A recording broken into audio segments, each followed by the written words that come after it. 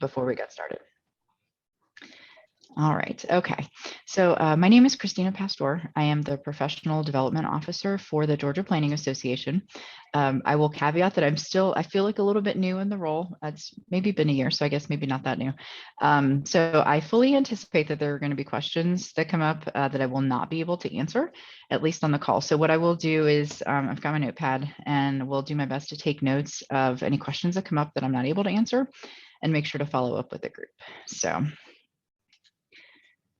All right, well, I guess let me go ahead and share my screen.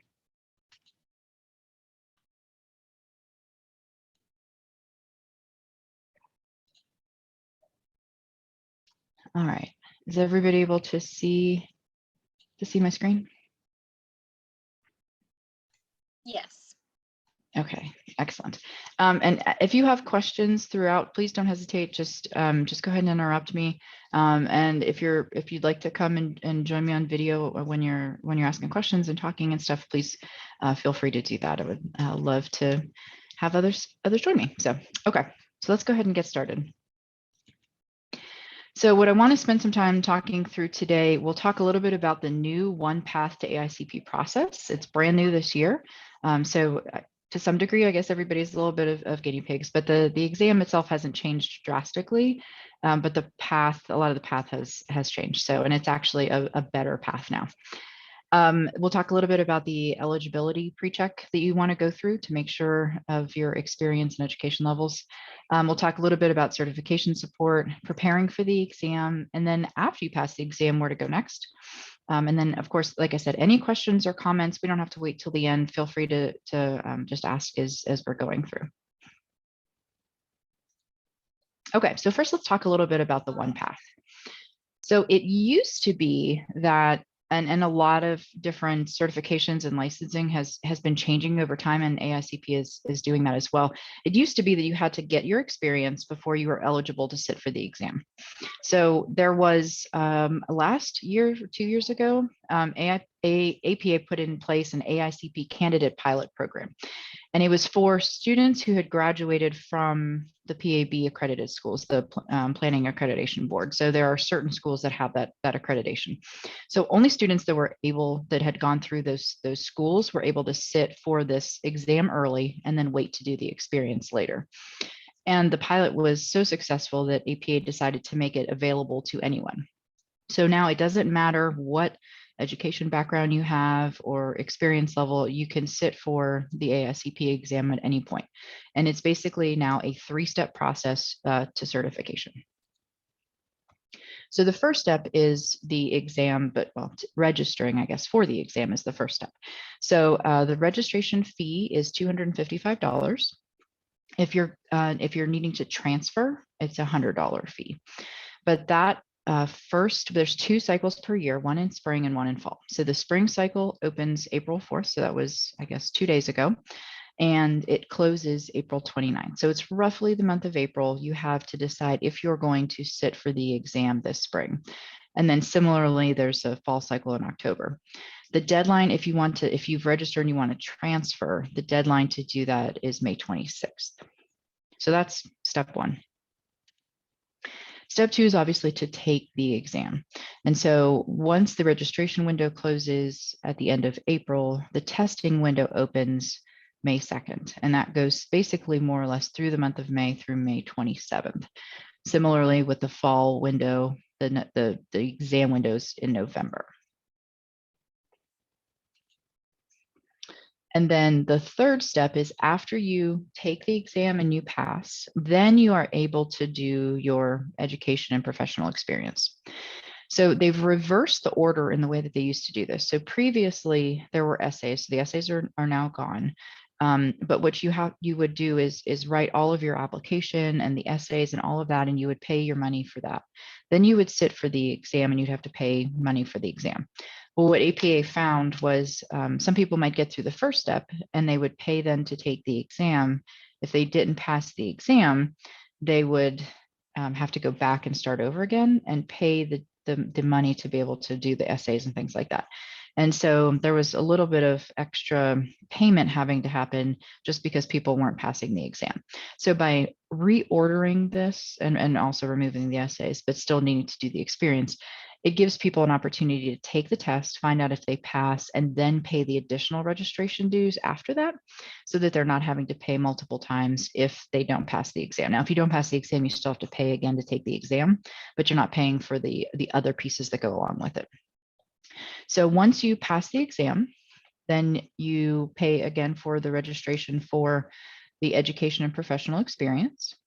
And that's when you fill out, and we're going to talk a little bit today about all of the information that you need to submit. So at that point in time, that window opens up for the spring cycle, it opens up in July. So basically the month of July, more or less from the 5th to the 29th, is when you'll have the ability to submit all of the paperwork there. Now, there is a good amount of paperwork that goes with it. So some of the pre-check, pre-eligibility kind of check that you're going to do will help you to prepare for that. And then once you show that you have the education and professional experience that you need in order to become an AICP, full AICP, then you pay your initial dues of $100. So you become an AICP candidate once you pass your exam. And then once you have your experience that you've met, then you become a full AICP. Okay, so let's talk a little bit about some of the eligibility pre-check work that you want to make sure that you do before you register.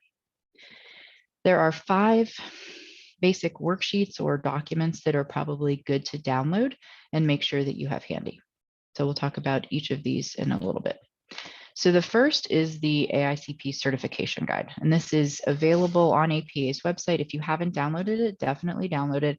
It'll basically walk you through a lot of the things that we're talking about today in more detail. And so it's that step-by-step guide that'll help you through the pre-check, how to schedule for the exam, how to transfer if you need to do that, best practices around taking the exam, and also include some of the experience assessments.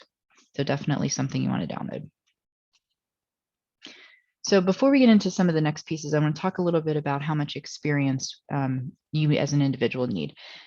We've gotten a lot of questions as PDO of, I don't know how many years of experience I actually need. Does this qualify? So all of these tools on APA's website are meant to help you to figure out how much experience you need to be able to have. And then does it really qualify the work that you've been doing? So this table shows the levels, the amount of experience that you need based on your education. So if you completed a graduate degree in planning from a planning accredited program, then you only need 2 years of professional planning experience. If you have a bachelor's degree from a planning accredited school, then you need 3 years. Now, similarly, or slightly differently, but same time frame, if you have a graduate degree in planning, but the program itself was not from a PAB accredited school, then you also need 3 years. So it's 1 year extra than if you had gone to a planning accredited, PAB accredited school. So if you have another graduate degree, postgraduate, undergraduate, any other degree that is not a planning specific degree, then you require 4 years of education, or 4 years of experience, in order to be able to meet the requirements. And then finally, the last category is if you have no college degree or no degree information that you've provided, you still have the ability to get your AICP. You just have to have 8 years at least of experience in order to do that. Okay, so there's a number of different worksheets. Some of them sound similar and look similar, but they're a little bit different in their purpose. So the first is the Planning Experience Assessment Worksheet. They're also a mouthful. So the key word here is the assessment. It's a little bit different than the next worksheet. So this is really to help you to determine if your professional planning experience meets the criteria for the AICP exam. So you will, or for the certification, you'll need to submit something similar to this officially in that 3rd step of the process. And so this pre-check is just for you. All of these things are really just internal documents for you to help understand how much experience you need and what qualifies. But a lot of this will also help you come July when you have to submit all of this. So at the end of the day, the APA is looking for 3 overarching criteria in order for someone to become an AICP. And those verbatim from the website: demonstrate a professional level of responsibility and resourcefulness while applying a planning process appropriate to the project or situation, evaluate multiple impacts to a community when implementing professional planning tasks, and influence public decision-making in the public interest. So those are the three things that they're going to want to be able to see that your experience has allowed you to do, and that mean that you are able to become an AICP. So you'll see on the right-hand side, this is just a snippet of information from that planning experience assessment worksheet. And this is about thinking about your entire planning experience. So no matter the number of different jobs, to be able to go through and say, have I done these types of things? So this is just one example when it comes to some of the area of planning practice. Now, the next tool that sounds similar, the worksheet that's a little bit different, is the professional planning experience worksheet. And so the difference here is this is more of a yes, no kind of a checklist, and it's meant to do for every different position that you've had. So if you've had 3 different jobs in your planning career, you'll want to walk through this worksheet for all of them, because you'll need to be able to submit those individual experiences and jobs separately on your education and your experience submittal to APA. So you're going to want to be able to do this individually. So you'll walk through and look and see and be able to say yes or no to each of these different types of things for the specific position that you undertook. So you can see an example once again of that criteria on the right-hand side. This will help you to determine if you have new experience that you still may need to get. And it also will help you to, like, the next step is thinking about, do I need to prorate any of this? So the next step after this is starting to think about how much of that position that I had, how much of that role that I had was 100% planning, or was it maybe 50% of my time was spent on planning? So that's actually the next tool. So this is an online calculator, basically, that is on APA's website, and it's called an interactive experience calculator. It's an online tool that helps you to determine if how much of your experience was relevant. So first thing, you have to put in your degree information. So you can see a screenshot of that on the side. So what school did you go to? They'll be able to tell if it was a PAB accredited program, the degree level, obviously things like that. And so based on that, it'll give you the number of years of experience that you need. And then after that, you can start putting in the information on how much of your time was spent in planning related activities. So you kind of want to work through these in steps. And then the final worksheet is really only if you attended a non-PAB accredited graduate degree program. And so it really kind of helps you to understand, do you need 3 years of experience or 4? Does your degree qualify as a planning degree, or does it qualify as something else? But maybe you did some things, in the curriculum. So what this is just you go through and look at the individual categories of questions and write down yes or no. Did your master's degree address this? So this is only for folks if you didn't go to a PAB accredited graduate degree program. Okay, so I'm going to pause here for a moment. Those were some of the initial eligibility check kinds of things that you want to work through. Any initial questions before we keep moving on? It's relatively straightforward, especially if you've had a chance to take a look at the website. Okay, I will keep going. All right, so just a little bit on certification support. So many of you may be working in a full-time position as of now. Some of you might be coming out of school. So, one question to think about is, will your employer pay for some or all of the costs associated with earning your certification? So earning and maintaining. So part of it, of course, is the exam itself. So will your employer pay for the exam and any sort of, if you take any classes or things like that where you have to pay money, will your company or organization support that? And then also another thing to be thinking about, of course, is because in order to maintain your AICP long-term, you have to have a membership in APA. So that's different than some other different fields. So for instance, I'm an engineer also, and my license goes through the state like the state board, licensing board. So we don't actually have to have, we don't have an organization we have to be a member of in order to maintain our professional engineering license. But with APA and AICP, in order to maintain your AICP, you must be a member of APA. And the costs are prorated based on, I believe, on salary and things like that.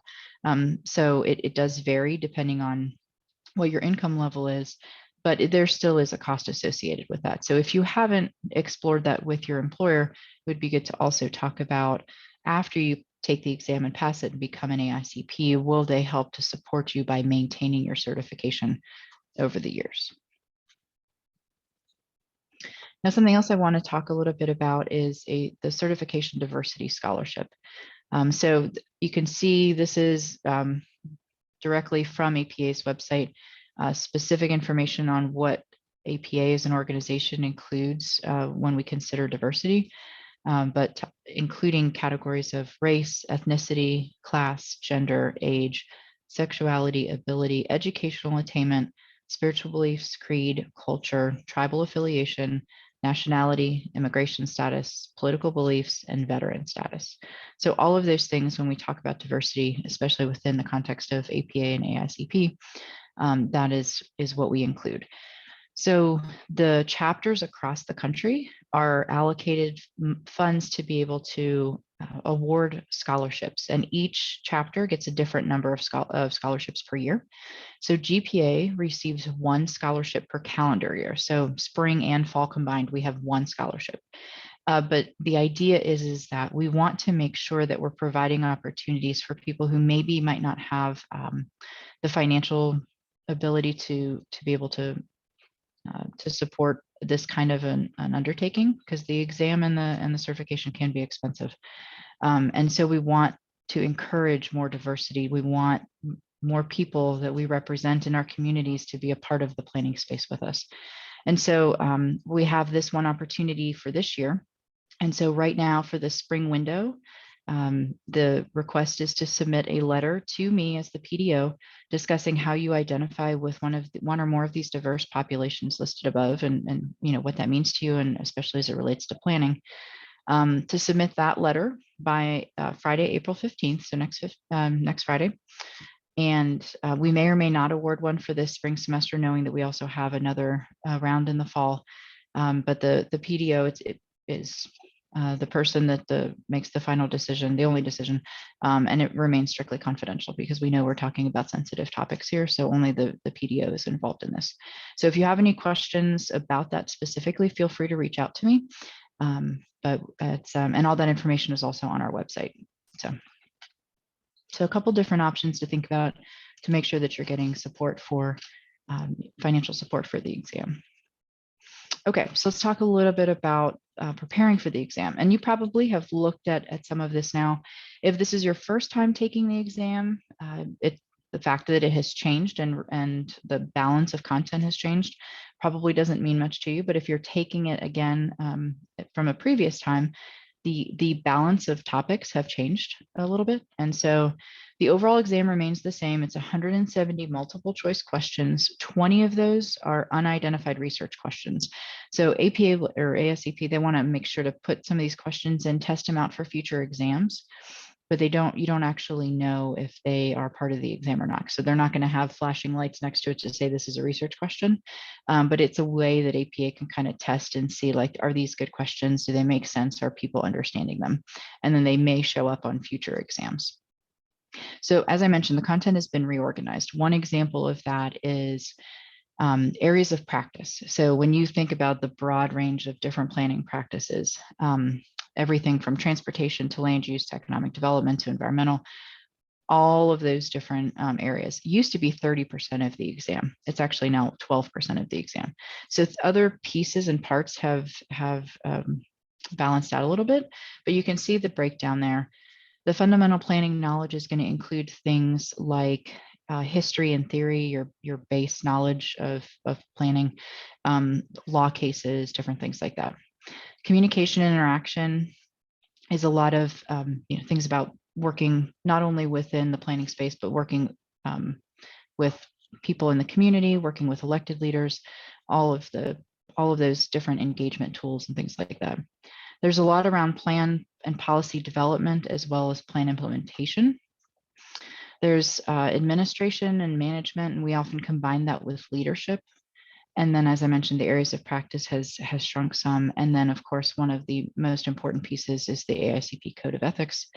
And then the last piece of the pie that you see over there is research and assessment methods. So it's going to be a little more of your like statistics and, how do you do data collection and a lot of those types of things. So it's definitely a well-rounded mix of information. The questions, like I said, they're all multiple choice. Some of them are going to be scenario based. So there's a lot of questions that kind of feel like you're a planner, you're a public sector planner, you're doing this kind of thing. Give us, tell us what the best answer is out of this series of possible options. And so the scenario-based questions, there might actually be 3 to 5 questions that all relate to one scenario. So that's something that's a little bit new as well. And then one other thing to point out about this exam, because it is new and the content has been reorganized, normally test takers would be able to get immediate results, but because there is a feedback process and a review process to make sure that the tests are going the way that APA expects them to, you won't be receiving your score immediately. There will be some lag time before you'll get your results. Okay, so some general tips and recommendations. So some of this information comes from the chapter president's council. They put together a review document, and it was last updated in 2020. So you can, that's one of the things we'll talk about in just a second. You can download that document. I believe you do have to pay for it, pay APA for it. The document itself, it's long. There's a lot of content in it. It does not mimic the breakdown, the overall breakdown of the test now, because the balance of questions and topics has changed, but the general content is the same. So really it depends on how many questions you get from a specific topic area, but the information from the chapter president's council document is still very, very valuable. So it's definitely something you might want to look into ordering if you haven't done that. But some of these tips and recommendations also come from there. So one is just, we know that planning obviously has had a huge impact on our country's development overall. And so that it's really important to know history and theory and law, and the things that basically came before us to create the communities that we have today. And so it's just going to be really important that you know that. These are more standard memorization type questions. I remember I took the exam many years ago, and there was a question about which planning act did something. And it was the Planning Act of 1955, 1956. And so you had to just, it was purely memorization. And it clearly stuck with me because I didn't know the answer. So just spending the time, if you can take the review courses on history and theory and law, they are tremendously helpful. And the two practitioners and professors that are leading that, Dr. Elliott from Georgia Tech is teaching the history and theory, and David Kirk is both a practicing planner and attorney, land use attorney. And so the two of them have been teaching these classes for years, and they will go through all of like the timelines that you need to know, the critical cases, like Euclid versus Ambler Realty. So all of those types of things you want to make sure you're memorizing. The exam is geared toward a more traditional public sector planner who's had, as they say, a few years working the front counter. And so just kind of keep that in mind as you're thinking about it. The questions are going to be a little bit more public sector focused. Also, everything, planning and politics are all local, right? But be thinking about the national level. So if there are things that you experience in your day-to-day planning that are very localized, don't worry too much about those things, because this is a national exam. So be thinking about things that are going to be relevant at a national level. When it comes to some of the math and statistics, you need to have a basic understanding of planning statistics, how to calculate mean and median and mode. How do you calculate floor area ratio? Can you read a graph and understand the X and Y coordinates, things like that, and axes. So there's not going to be any really like hard equations. You don't need a calculator. So you don't need to feel like this is going to be, some hardcore technical kind of analysis, but you do need to understand, kind of the basic concepts. And then the last thing I also want to make sure to add is just Practice taking, like they have practice exams out there, practice taking them, but don't rely on those practice exams for your knowledge base. So obviously, I don't think that's probably much of an issue because you're all here wanting to take some of these review courses. So I don't think you would rely too much on them, but you want to make sure you have a good balance of the basic education information and then, taking the practice exams. So the combination of those two things will be really helpful for you. In terms of some of the prep training, so as you know, GPA is hosting review sessions. We currently have history and theory, ethics, and law scheduled. The leadership, administration, and management is actually in the process of being scheduled, so stay tuned on the website for that. And then if and when other topics get scheduled, we will post those to the website, and you can register for those just as you registered for today's and the other sessions that are scheduled. Now on APA's website, they also have some topic overview videos that were done at a national level. And so if there are topics that maybe you feel like you could use a little bit more information that we're not covering in the GPA sessions, you can go there and look. And they were just recorded this February. And so they're going to be relevant to the new exam format. So definitely a worthwhile look there. We also on the GPA website have archived presentations from previous reviews, and it's not the presentation videos themselves, but the slide decks are there. So if you want to look back at some specific topics, feel free to poke around on the archive page, and that's all on the AICP exam page that you visited in order to be able to register here. The last piece are the study groups. So we've had a number of people indicate that they're interested in self-led study groups. And so if you haven't, there's a new form on the website that gives us some information on when is the best time for you to be able to be part of a study group, whether it's like weekday evenings or weekday during the day or like weekend during the day. And then is there any day or that doesn't maybe work for you? And if you can submit that information to us, then we'll make sure to organize folks based on their availability and then let you guys kind of organize your own study times. But our goal is to be able to try to organize folks and give you an opportunity to connect. And just make sure that you give us permission also to share your information so that we can share contact information with each of the groups. APA has a ton of resources. You probably have been there and you've probably poked around a little bit, but if you go to APA's website, they have a lot of really, really valuable information. Some of them, as I mentioned, do need to be purchased, like the Chapter President's Council Study Manual that you see. It's actually the top line on the screenshot. Some of them, as I also mentioned, may follow the previous exam format. So the weighting of questions and things like that they reference will be old, but the general content, the types of questions will still be valid. So just make sure that you're understanding the balance of questions that will be in this exam so that you're focusing your study time, appropriately based on the amount of questions that are likely to come up under each category. But the content and the overall questions themselves are still valid. There's some other resources there besides the CPC study manual, just the history timeline, all of the major planning acts and things like that have taken place.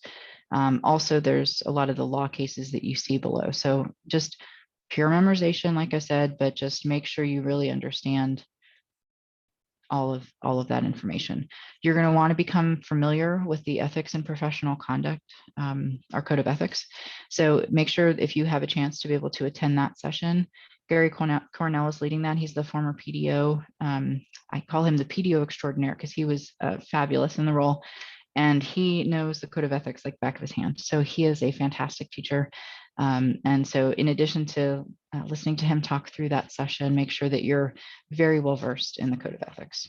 And then you see there's another group of things, but I think some of the things that are listed there, the history and theory, the law cases, the code of ethics, those are some of the things that are going to be most important to really make sure you have a good handle on. Okay, so fast forward to July. And now it's time for you've passed the exam and now you're getting ready to submit all of the additional information. So as I mentioned, once you pass the exam, you're considered an AICP candidate until your experience is complete and APA has signed off on it. So that designation of AICP candidate can be added to your profile or anything like that. It's an official designation. It's not a certification, but it is something that you can talk about, and it bears, understanding and respect from others. So in order to do that, you must maintain your APA membership during that time. So the dues associated with that. And then of course, you also must abide by the AICP Code of Ethics. Similar to when you become a full AICP, we are bound by that Code of Ethics. And so as a candidate, you must abide by that as well. So you'll go through in July and submit your education, your employment, and your experience. And so, as I mentioned, some of that is a little reminiscent of some of the pre-check information that you do early on. So if you do all of that kind of homework on the front end, it'll help you to prepare for submitting your education, employment, and experience at the end. And then APA will notify you within 4 weeks of submitting that as to whether or not your education and experience have been accepted and whether or not you become an AICP. So if and when you do, then of course, your initial dues then are required at that time. And then of course, once you finish and become an AICP, you're not done, because we know that we're always learning and always growing, and our profession is always evolving. And so it's important that we also have our certification maintenance or CM credit continuation. So we have to report back to APA. All of this is done online, but we have a 2-year reporting period. And now they've standardized it. I think more or less everybody is on, I think, the same 2-year period. It used to be different depending on when you got your AICP, but now they've been working to try to get everybody onto that same 2-year period. So you need to earn 32 credits in that window. And it's basically for every hour of training, you get a credit. The credits are flexible in terms of the topics that you cover, but there are some required. We used to have 1.5 credits for law and 1.5 credits for ethics. Now they've changed it. We have 4 individual 1 credit requirements within each 32 credit window. You need an hour for your AICP ethics, an hour for law, an hour for a new topic of equity, and an hour for another new topic of sustainability and resilience. So that is the current program. So I think there's a little bit of a grace period once you first get your AICP, but once you are officially in your CM reporting period, those are the 4 different credits you would be required to have within the 32. And then the other thing just to know is that if you go to a ton of conferences or watch a lot of webinars and rack up a lot of credits, you can carry over some of those credits to the next reporting period. It's a maximum of 16 credits. And I believe also that the individual, like if you have law or ethics or something like that, that they can carry over, but they just carry over as general credits as opposed to the specific law or ethics credits. You still need to get those again. Okay. Well, I talked a lot and just got through this whole presentation. Let me stop talking and see, are there any questions or comments or anything that we didn't cover in the presentation that would be helpful to talk about?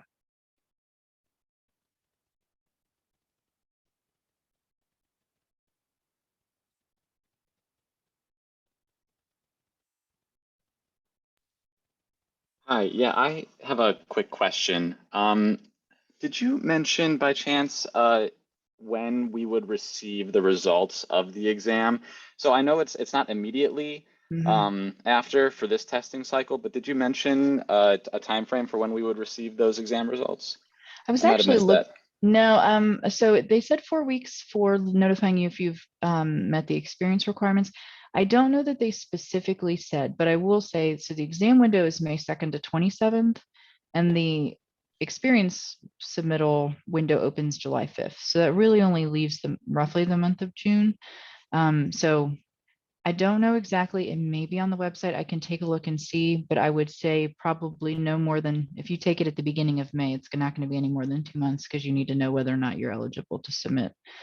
But that's probably not the answer that you were looking for. I will I will look and see on the time frame for exam results. Okay, awesome. Thank you.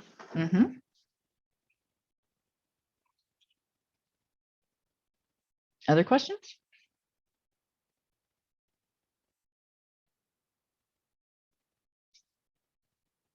Okay. I guess, so just a reminder again, we have, let me go back, just, no, maybe not. Hold on. There we go. So upcoming sessions. So next Monday, April 11th from 1 to 2:30 is History and Theory with Michael Elliott. On Wednesday, April 13th from 2:30 to 4 is Ethics Review with Gary Cornell. And then Tuesday, April 19th from 10 to 11:30 is going to be our law review with David Kirk. And then, as I mentioned, the Leadership Administration and Management is currently being scheduled. So stay tuned. We're going to be doing all of these review sessions in the month of April before the May testing window opens.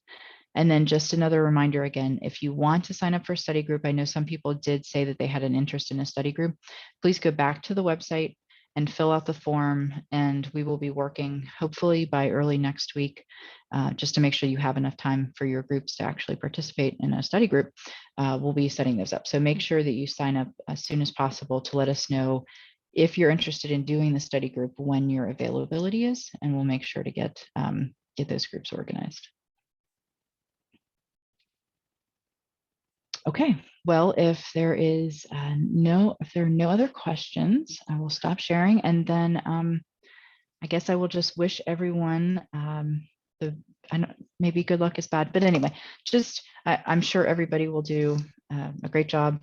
If there's anything else that the PDO committee can help you with, please don't hesitate to reach out. Send me an email. I will, sometimes I get a little behind on emails, but I will do the best I can to respond quickly to your questions, and just wish you all the best and look forward to seeing you as active members of our Georgia Planning Association. Thank you. Thanks for having this. Absolutely. All right, everyone. Have a great day. Beth.